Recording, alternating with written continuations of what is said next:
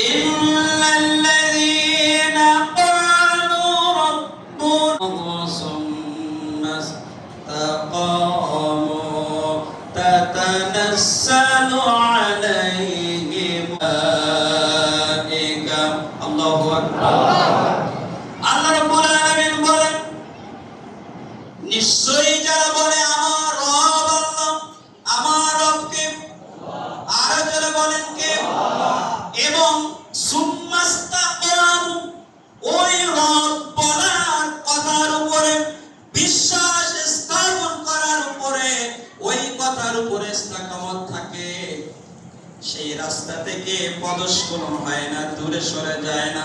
আল্লাহকে রব মানার কারণে, ভালো কাজ করার কারণে, একজন পাঁচ ওয়াক্ত নামাজীর খেতাব অর্জন করার কারণে, হিসাব করে যাকাত আদায়কারীর নামের তালিকায় নামটা লেখার কারণে, নিজে এবং পরিবারকে পর্দা ভিত্তিক পরিবার গঠন করার কারণে, ন্যায় ইনসাফের পক্ষে থাকার কারণে, কোরআনের পক্ষে থাকার কারণে, বিশ্ব নবীর আদর্শের উপরে প্রতিষ্ঠিত থাকার কারণে, সমকালীন সময়ে তিন শ্রেণীর মানুষেরা বেজার হয়ে যায়।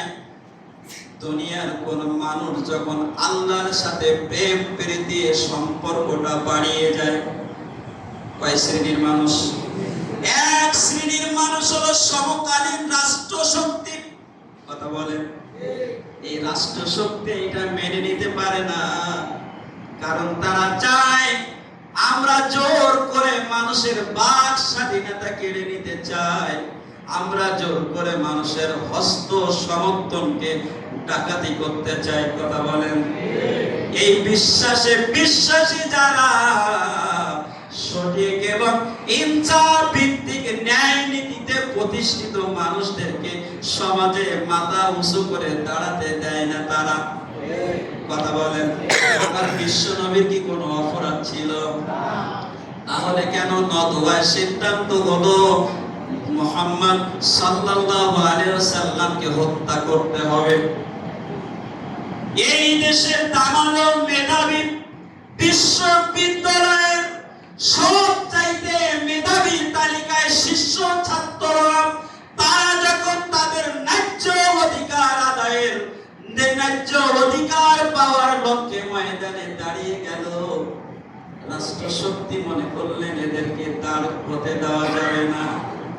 কথা বলেন, প্রথম কয়েকজনকে সরায়া দিয়া তাদেরকে থামাতে চেয়েছিল। কথা বলেন, কিন্তু যারা দেশের জন্য লড়ে, যারা ইমানের দাবি পূরণার্থে লড়ে, যারা আল্লাহকে রব বলার কারণে মৃত্যু পর্যন্ত এই সিদ্ধান্তের উপরে অটল থাকার লক্ষ্যে লড়ে, পৃথিবীর কোন শক্তি সেটা 7 ফুট 8 ফুট দূরে থেকে ডাইরেক্ট বুলেটের আঘাত হলেও ময়দান থেকে সরাতে পারে না। 20 ফুট দূরে থেকে বুলেটের আঘাত দিয়ে সরাতে পারে না, টিয়ার সেল দিয়ে সরাতে পারে না, রাবার বুলেট দিয়ে সরাতে পারে না, সাউন্ড গ্রেনেড দিয়ে সরাতে পারে না, উড়ন্ত প্লেন হেলিকপ্টার দিয়ে গুলি করে সরাতে পারে না। কারণ যারা দেশকে ভালোবাসে, দেশের মানুষের বাক স্বাধীনতা চায়, অধিকার বঞ্চিত মানুষের অধিকার প্রতিষ্ঠার আন্দোলনে যারা নেতৃত্ব দিতে চায়, সব বিলীন হয়ে যাবে, এই ময়দান থেকে তারা পালাতে রাজি নয়। কথা বলেন, প্রমাণ দিয়েছেন রংপুরের আবু সাইদ। কথা বলেন, যে খুনিটা তাকে বিদায় করলেন, আল্লাহ তাআলা তাকে বড় অপদস্থ করে বিদায় করেছে। তার এই বিদায় হওয়াটা দেখে হৃদয়ে রক্তক্ষরণ হয়েছে। সেও তো একজন মানুষ। কথা বলে, সে যেই দলের হোক, নির্মম নিষ্ঠুর ভাবে ঝুলাইয়া মারা, এটা মানবিক দৃষ্টিতে মেনে নেওয়া যায় না। কথা বলেন, ঠিক না? ঠিক। সম্মানিত হাজিরিন, আল্লাহ আমাদের উপরে রহম করুন, আমাদের স্বাভাবিক ধৈর্যে ফিরে আসার তৌফিক দান করুন। যারা আমাদেরকে দীর্ঘ মেয়াদ কাল এই কষ্ট দিল, আমরাও যদি তাদের চরিত্রে অবতীর্ণ হই, কথা বলেন, আমরা ক্ষমা করে দিলাম, আমরা ক্ষমা করে দিলাম, কথা বলেন।